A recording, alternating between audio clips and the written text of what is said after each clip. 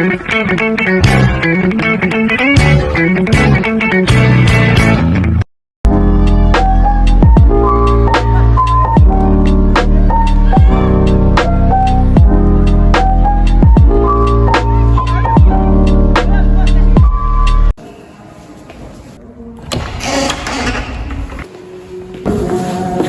pagi, Bu. Pagi, Bu. Silahkan duduk. Baik, Ibu, selamat pagi. Apa kabar, Bu? Alhamdulillah. Alhamdulillah, Ibu baik.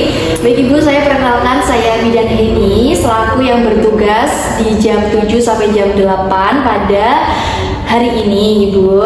Baik, mungkin ada yang bisa saya bantu, Ibu? Ini, Bu, saya ada kendala tentang pemberian ASI eksklusif saya, Bu. Macet. Oh iya, Bu, jadi ini masa nifas yang udah berapa bulan gitu? 2 bulan. 2 bulan, Ibu. Baik, Ibu, apakah sebelumnya sudah mengetahui terkait pendidikan kesehatan terkait ASI eksklusif? Belum. Apakah sudah pernah mencari informasi di Google, di media, atau di YouTube, Ibu? Belum. Belum juga. Baik, Ibu, jikalau belum, saya akan... Oh, mohon maaf, Ibu, ini melahirkan anak yang keberapa, Ibu? Pertama, Ibu. Oh, baik, Ibu. Jadi, berhubung Ibu belum mengetahui pendidikan tentang ASI eksklusif, saya akan menjelaskan apakah Ibu berkenan, apakah Ibu bersedia. Baik, bersedia. Baik, Ibu, jika bersedia, ini ruangan sudah saya tutup dan privasi juga aman, koridor tertutup dan jendela tertutup. Jadi Ibu nanti enjoy aja saat saya memberikan pendidikan kesehatan terkait ASI eksklusif seperti itu. Baik, Ibu, apakah Ibu bersedia? Ya, bersedia. Baik, Ibu, apakah Ibu udah tahu apa itu ASI eksklusif? Belum. Baik, Ibu, jadi ASI eksklusif, saya izin menjelaskan Ibu track ASI eksklusif, jadi Ibu enjoy aja. ASI eksklusif adalah ASI yang diberikan ke Ibu ke adik-adiknya, dimana yang tidak tercampurkan terhadap air gitu, Bu. Jadi tidak ada tambahan cairan apapun yang diberikan gitu, kecuali itu ada obat, mineral, sama vitamin. Jadi waktu si adik nanti sakit itu boleh diberikan obat sama vitaminnya, Ibu. Jadi tidak diperkenankan untuk mencampurkan seperti bahan susu formula dan lain sebagainya, ya, Bu. Jadi harus pure dari ASI eksklusifnya si Ibu seperti itu. Baik, Ibu, itu kan terkait ASI eksklusif itu pengertiannya gitu. Jadi apa sih manfaatnya? Manfaat dari ASI eksklusif itu apa tersendiri? Jadi manfaat dari ASI eksklusif itu menambahkan nutrisi kepada si adiknya. Setelah itu dapat membantu daya tahan tubuh gitu ya. Jadi nutrisi apapun yang dimasukkan kepada Ibu, yang dimakan kepada Ibu itu akan terpengaruh juga ke adiknya. Jadi Ibu pola makannya itu tetap dijaga gitu. Makan makanan yang bersih, yang sehat dan bergizi gitu ya, Bu. Juga ada program dari isi piringku ya, Bu. Mungkin kemarin waktu Ibu Nifas juga udah diberikan terkait program tersebut. Nah, selain itu tadi udah ada nutrisi, terus daya tahan tubuh, selain itu dapat mencerdaskan, Bu. Jadi apapun itu nanti yang dikasihkan kepada ibu ke adiknya itu nanti dapat mencerdaskan si adiknya gitu kan. Sangat luar biasa ya manfaat dari ASI eksklusif gitu. Nah, selanjutnya itu juga dapat merangsang kasih sayang seorang ibu dan ayahnya gitu, begitu anak ke ibunya. Bagaimana bisa begitu? Karena setelah ibu menyusukan ataupun lagi proses menyusukan itu kan di sini ya, Bu. Jadi itu sangat dekat dengan ibu, pelukan yang hangat gitu ya. Itu dapat menunjukkan salah satu daya ingat ataupun daya tarik dan kecerdasan seorang anak ke ibunya dan ibu ke anaknya, dan menjadi salah satu jalinan kasih sayang kepada ibu dan anaknya seperti itu, Ibu. Jadi sangat luar biasa, tidak ada tergantikan susu ASI eksklusif dengan susu-susu yang lainnya seperti itu. Jadi diharapkan nanti menggunakan susu ASI eksklusif. Baik, Ibu, selanjutnya ada kekebalan untuk si adiknya. Nah, kekebalannya itu apa aja sih, Bu? Kekebalannya yaitu yang pertama itu ada faktor bifidus, di mana faktor bifidus ini dapat membantu si adik ini dalam menjaga daya tahan tubuh. Setelah itu ada anti alergi, Bu. Nah, anti alergi ini juga sangat berpengaruh terhadap ASI eksklusif yang diberikan kepada adiknya. Setelah itu ada antivirus polio gitu. Selanjutnya itu membantu pertumbuhan selaput usus si bayinya gitu ya, Bu. Jadi nanti diharapkan ataupun nanti kandungan dari ASI eksklusif itu dapat membersihkan saluran-saluran usus yang ada di dalam pencernaan si adik gitu ya. Jadi juga nanti pencernaannya juga bisa lancar, terus nanti bakteri-bakterinya yang di pencernaan si adik juga bisa lancar, bisa bersih seperti itu ya. Seperti itu. Selanjutnya dari manfaat ASI eksklusifnya, dari kekebalan tubuh ASI eksklusifnya kepada si adiknya itu juga dapat mengurangi zat-zat yang merugikan bagi si adiknya, seperti itu Ibu. Selanjutnya ada jenis-jenis ASI eksklusif Bu. Jadi ASI eksklusif itu ada 3 jenis ya Bu. Yang pertama itu ada ASI eksklusif kolostrum, yang mana ASI kolostrum ini muncul ketika ibu setelah melahirkan dari hari ke-1 sampai ke-3, di mana tekstur dari ASI kolostrum ini itu menggumpal gitu. Nah, menggumpal ini sangat banyak manfaatnya. Nah, itu menggumpal itu salah satu proteinnya sangat tinggi. Jadi itu menjadi salah satu batu loncatan untuk si adik, batu loncatan yang pertama untuk kekebalan tubuhnya karena proteinnya sangat tinggi. Yang kedua itu ada ASI peralihan, yang mana ASI peralihan ini muncul ketika hari ke-4 sampai 10. Nah, yang tadinya proteinnya sangat tinggi di ASI peralihan ini, kok proteinnya itu merendah gitu, nggak seperti yang ASI kolostrum, dimana nanti ini bisa disusukan kepada si adiknya gitu. Nah, untuk yang ketiga itu ada ASI yang namanya ASI matur. Nah, ASI matur ini itu teksturnya putih ya Bu, jernih gitu ya Bu. Jadi itu dari yang tadinya proteinnya rendah, terus yang asli ASI matur itu proteinnya juga rendah dan itu banyak manfaatnya dan banyak kandungannya seperti karbohidrat, seperti lemak, itu sudah banyak ya di ASI maturnya. Jadi itu juga bisa disusukan kepada si adiknya. Berhubung ibu ini sudah 2 bulan setelah 4 jam melahirkan, ibu ini tergolong ASI yang matur, seperti itu ya Bu. Baik Ibu, nah cara penyimpanannya bagaimana? Saya mempunyai tips terkait cara penyimpanannya terhadap ASI eksklusif supaya itu bisa bisa sama ibu bisa di-feelingkan ini ASI basi atau enggak. Nah, yang pertama ya Bu, ini perlu diperhatikan. Yang pertama itu ASI eksklusif jika diletakkan di suhu ruang terbuka seperti ini itu bisa bertahan 4 sampai 6 jam gitu ya Bu. Nah, untuk cara penyimpanan yang kedua itu di suhu lemari es gitu ya Bu. Kalau ibu memeras itu kalau dimasukkan di dalam lemari es dengan suhunya 4 derajat Celcius itu bisa bertahan sampai 24 jam seperti itu. Nah, yang ketiga itu cara penyimpanan di freezer dengan suhu minus 18 derajat Celcius, dimana ini bisa bertahan dengan 6 bulan seperti itu Ibu.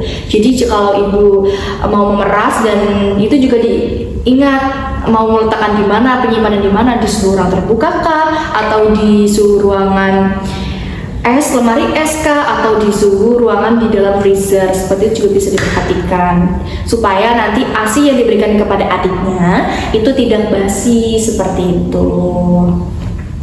Nah, selanjutnya apakah ibu bekerja atau sebagai ibu rumah tangga? Kerja plus ibu rumah tangga Bu. Oh iya, baik Ibu. Berhubung ibu wanita karir nih dan juga menjadi salah satu ibu rumah tangga, itu adalah hal yang sangat sulit ya Bu. Jadi harus bisa membagi waktu kepada adiknya untuk menyusui, berhubung dengan kerjaannya juga harus selesai seperti itu. Nah, ibu juga harus memplanningkan di mana ibu harus memeras ASI ibu untuk si adiknya, dan bagaimana ibu untuk memplanningkan untuk kerjaan ibu supaya ibu tetap bekerja gitu. Nah, jika ibu bekerja itu diharuskan ya Bu, ibu memeras ASI itu di kantor ibu selama 4 jam sekali nih Bu. Nah, itu nanti bisa di penyimpanan seperti yang saya sudah jelaskan tadi. Jikalau ibu mau berangkat ke kantor nih pagi-pagi, mau berangkat ke kantor sedangkan ibu harus menyusui, berarti ibu harus menyusui si adiknya terlebih dahulu. Setelah itu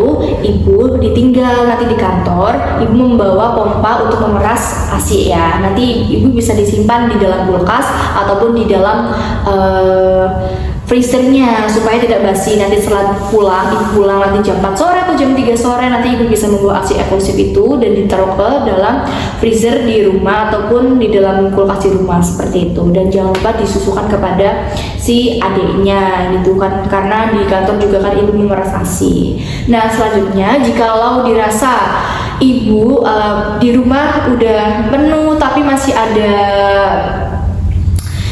sisa ataupun botol-botol yang ada di kulkas yang belum dimasukkan, ibu tuh seharusnya itu harus menyusukan yang terlebih dahulu itu menyusukan kepada adiknya secara langsung gitu. Dan nanti juga dicek yang di kulkas itu basi atau enggak. Jika kalau basi mending dibuang saja daripada disusukan seperti itu. Nah, jadi ibu ada part-part di mana harus bisa menyusukan dan juga di part-part di mana ibu harus sibuk bekerja dan tidak meninggalkan tanggung jawab ibu sebagai wanita karir seperti itu. Nah, berhubung ibu wanita karir dan ibu di mana harus menyusui dan ibu juga harus bekerja.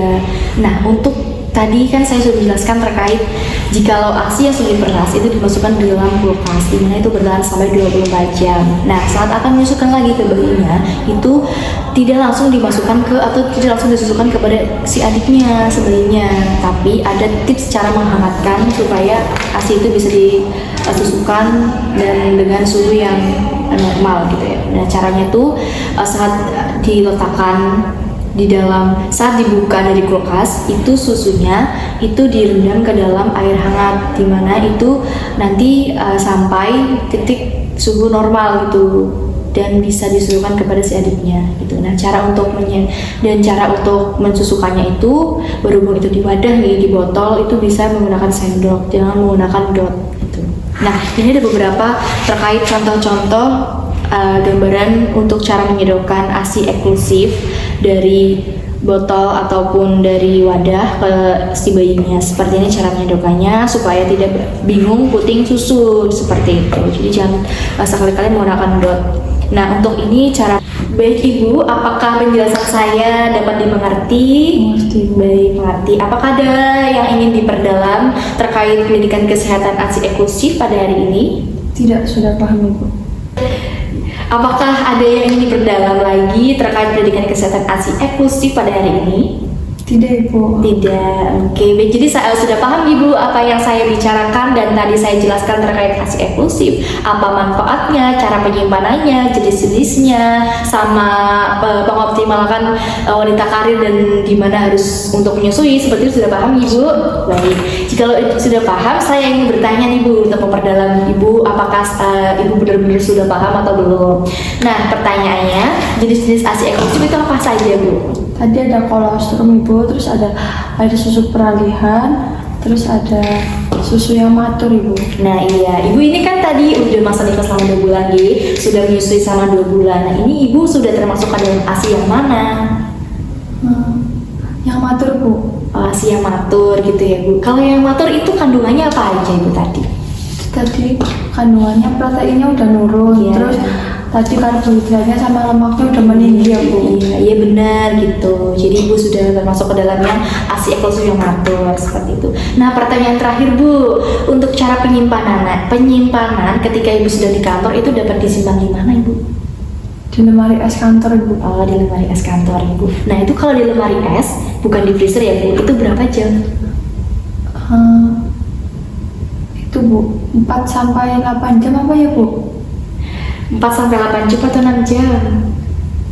24 jam ibu. 24 jam. Iya. Kalau yang 4 sampai 6 jam di ruang terbuka. Kalau di ruang AC ataupun di ruang kulkas itu 24 jam. Baik ibu, berhubung ibu sudah paham dan tadi sudah bisa menjawab semua pertanyaan yang diberikan saya untuk ibu.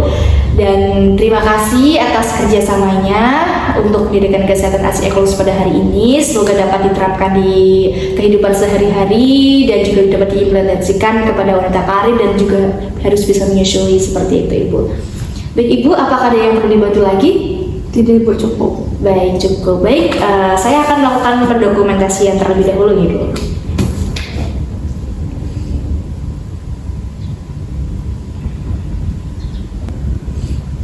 Baik ibu, pendokumentasinya sudah selesai dan pendidikan kesehatan ASI eksklusifnya sudah selesai dan ibu juga sudah paham, dan pendidikan ASI eksklusifnya berarti ini sudah 100% ibu paham. Ibu nanti jika ada ingin yang perlu ditanyakan, ibu silakan datang ke sini lagi ibu terkait apa itu ASI eksklusif gitu.